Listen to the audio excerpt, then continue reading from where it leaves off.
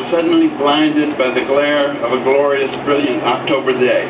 The black people of the Berglund community in Macomb, Mississippi were sky high, right up there with that sun, smiling, laughing black faces lined the unpaved streets or hung over their front fences and whooped with joy to see this spectacle in deepest, darkest Mississippi. There was banter between the townspeople and the young marchers. We were the old guys, McDew, Moses, and I was all of 21, and maybe McDew and Moses a little older. We were 21 years old.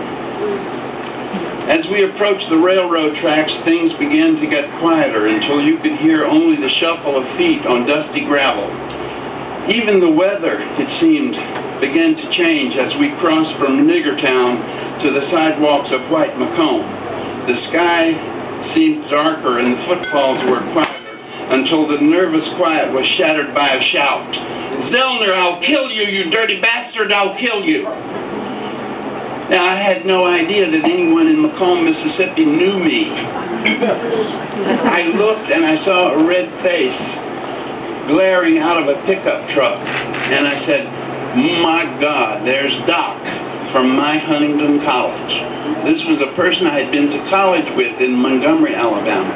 I had always known that Doc was a Klansman, and it was my good luck that I would go on my first meeting in my new organization to Macomb, Mississippi. I had no idea Doc lived there. I knew there were a lot of Klansmen there.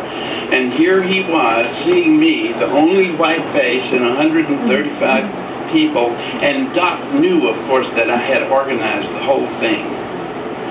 The New York Times, the next morning, after the mayhem of that day, reported that the students walked out of Berglund High School to a march in Macomb, Mississippi, led by 21-year-old Bob Zellner of Alabama. New York Times even could not conceive of something happening like that in southern Mississippi without it being led by a white man.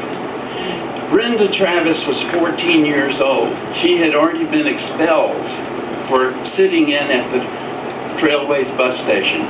So there were 14-year-old students in that line with more experience than me. But Doc blamed it on me, and the New York Times blamed it on me.